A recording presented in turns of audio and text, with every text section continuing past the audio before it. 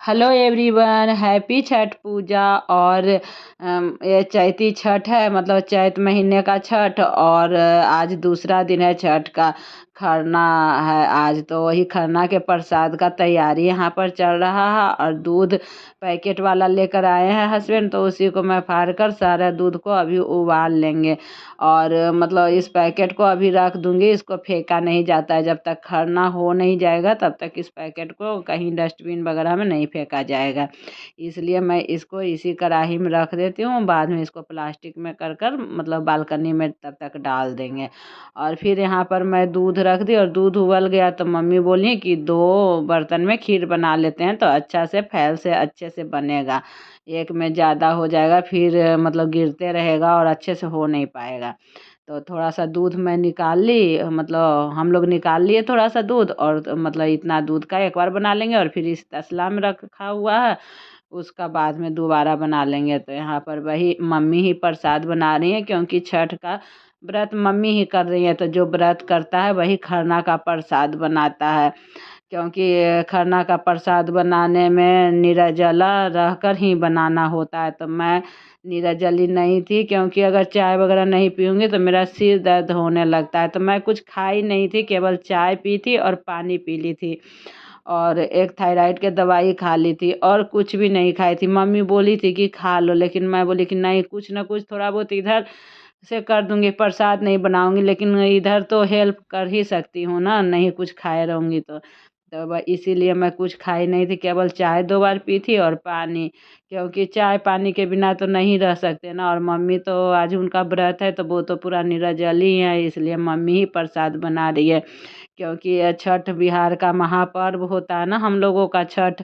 और बड़ा ही नियम धर्म से करना होता है छठ पर्व। तो इसीलिए, और यहाँ पर खीर बन गया। और यहाँ पर चावल के आटा का पीठा बनता है, तो उसके लिए पानी गर्म होने के लिए डाल दी थी मम्मी।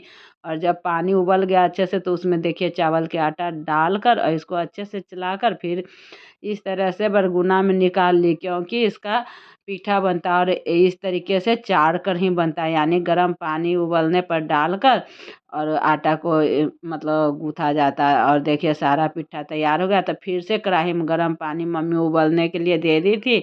और जब उबल गया तो उसमें पीठा डाल दी। अभी पीठा के साथ फिर से पानी उबलेगा तो पीठा तैयार हो जाएगा। और यहाँ देखिए पीठा तैयार हो गया।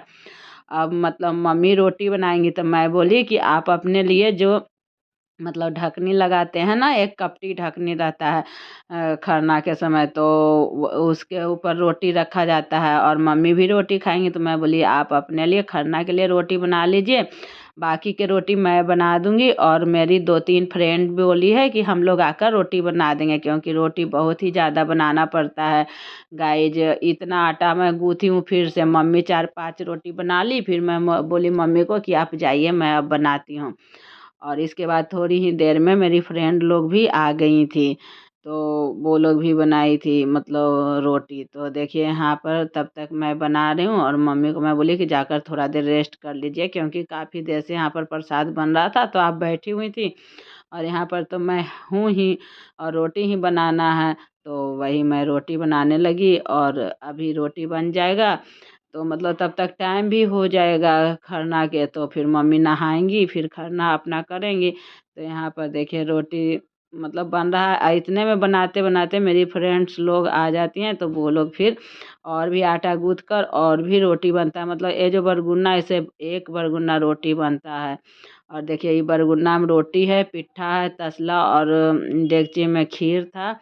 और यहाँ पर मम्मी अब खरना करेंगी, तो मैं उनको नाक पर से सिंदूर लगा रही कि मतलब कोई भी पूजा पाठ में इस तरीके से नाक पर से सिंदूर लगाना बहुत ही शुभ माना जाता है, और मतलब अच्छा भी लगता है पूजा पाठ में इस तरीके से। तो मैं उनको सिंदूर लगा दी। फिर मैं बोली कि लाइए पैर में आलता भी लगा दूंगी। और हस्बैंड यहाँ पर पानी लेकर आ गए, क्योंकि मतलब प्रसाद भी वही पानी हम लोग लेकर आए थे, उसी से बना था, क्योंकि डायरेक्ट वाला नल से ही पानी लेकर आए थे और प्रसाद बनाए थे। तो अभी मम्मी को पीना था, तो वहीं से फिर हस्बैंड नीचे से पानी लेकर आए थे। और अभी मम्मी के पैरों में आलता लगा दूंगी, क्योंकि ये सब पूजा पाठ में थोड़ा अच्छा लगता है ना। आलता, नाक पर से सिंदूर और शुभ भी होता है, तो इसीलिए नाक पर से सिंदूर भी लगा दी मम्मी को और आलता भी दोनों पैर में लगा दी अभी। तो उसके बाद फिर मम्मी खरना के लिए तैयार हो गई। और यहाँ पर देख सकते हैं ये पीढ़ा पर सिंदूर वगैरह कर कर इसी पर ढकनी कपटी देखिए रख दी है मम्मी, और इसी पर फिर दिया जलाती हैं। मतलब यही होता है आज का दिन। और फिर उसी में एक प्लेट में, पीतल का प्लेट में खाना निकालेंगी, जो भी प्रसाद बना हुआ है, खीर, पिट्ठा और रोटी, वो निकालेंगी। और फिर मतलब मम्मी पूजा करने के बाद खा लेंगी। उसके बाद फिर हम लोग मतलब आगे देखिए ब्लॉग में, मैं तो पूरा ही ब्लॉग बनाई हूँ और आप लोगों के साथ शेयर कर रही हूँ। जो बिहार के हैं वो तो अच्छे से छठ के महत्व को जानते हैं और छठ के बारे में भी जानते हैं कि कैसे क्या होता है, क्योंकि ये छठ 4 दिनों का पर्व रहता है। और बड़ा ही मतलब नियम धर्म से होता है छठ, और बहुत ही अच्छा लगता है। जिस घर में छठ होता है उस घर में बहुत ही अच्छा लगता है। मतलब लगता है कि सूर्य भगवान उतर के घर में आ गए। और फिर देखिए कुछ फ्रेंड्स लोग आ भी गई मेरी खरना के टाइम में, मैं टाइम दी थी कि इस टाइम आइएगा, तो आ गई। और यहाँ पर पूजा वगैरह जो भी था मम्मी का वो हो गया। अब मम्मी मतलब खाना खा रही हैं, क्योंकि दिन भर से नहीं खाया जाता, इसी समय शाम में खाया जाता है। और फिर मम्मी को खाना हो गया तो अब हम लोग बारी बारी से जितने लोग आते जाएंगे सब यहाँ पर सूर्य भगवान आदित्य देव को प्रणाम करेंगे, छठी मैया को। और छठी मैया को प्रणाम करने के बाद फिर मम्मी सबको, लेडीज लोग को नाक पर से सिंदूर लगाएंगी, और जेंट्स लोग को और बच्चे लोग को टीका लगाएंगी। तो यहाँ पर वही फिर बारी बारी से सारी लेडीज अभी आएंगी और पहले वहाँ वहाँ पर प्रणाम करेंगी, फिर मम्मी को प्रणाम करेंगी और मम्मी सिंदूर लगाएंगी। और देखिए फिर मयांक को मैं बोली कि तू भी जाके प्रणाम कर ले, तो वो भी प्रणाम किया और फिर वो भी टीका लगवाया। और फिर सारी लेडीज धीरे धीरे इसी तरीके से मतलब आके प्रणाम करने लगी। तो यही रीति रिवाज है हमारे बिहार का छठ पर्व का। यही मतलब बहुत बड़ा पर्व है हम लोगों के लिए, छठ का पर्व। और यहाँ पर लोग आते जा रहे हैं और मतलब प्रणाम करते जा रहे हैं, मम्मी उनको सिंदूर और टीका लगाते जा रही है।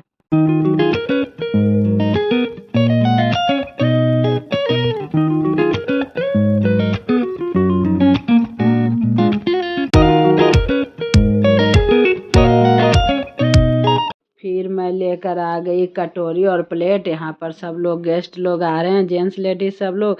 तो मतलब अभी सबको प्रसाद अब मैं रेडी कर दूंगी और सबको देते जाएंगे हस्बैंड, क्योंकि एक साथ ही मतलब सभी लोग आते हैं तो थोड़ा सा अकेले में परेशानी हो जाता है। तो इसलिए हस्बैंड मैं लगाते जाऊंगी, हस्बैंड देते जाएंगे। और यहाँ पर वही मैं प्रसाद लगा रही हूँ। और अभी मतलब सब लोग आ जा रहे हैं और अच्छा लगता है ना कि कोई बहुत बड़ा मतलब तीज त्योहार हो, जैसे लोग आते हैं ना छठ में, तो मतलब बहुत अच्छा लगता है। जितने लोग प्रसाद खाएं उतना ही अच्छा है, क्योंकि प्रसाद का बहुत महत्व रहता है छठ में। और मतलब खरना का प्रसाद का तो कुछ ज़्यादा ही रहता है। ऐसे तो कद्दू भात का भी सबसे पहला प्रसाद होता है कद्दू भात, और दूसरा दिन का ये प्रसाद होता है खीर, रोटी और पिट्ठा, और कहीं कहीं पर दाल चावल भी बनता है और पिट्ठा रोटी प्रसाद। तो यहाँ पर देखिए सारी लेडीज आ रही हैं, इधर ही मम्मी पूजा की है ना और उधर प्रसाद रखा हुआ है, तो मैं इधर प्रसाद निकाल रही हूँ और सारी लेडीज बारी बारी से आकर प्रणाम कर रही हैं। मम्मी इधर खड़ी हैं, मम्मी अपना सिंदूर लगाते जा रही हैं सबको।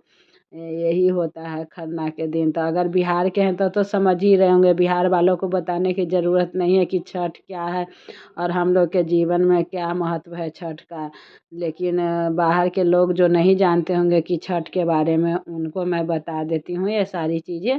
और यहाँ पर प्रसाद सबको दे मतलब देने के लिए लगा भी रही हूँ और ले जाकर दे भी रही हूँ।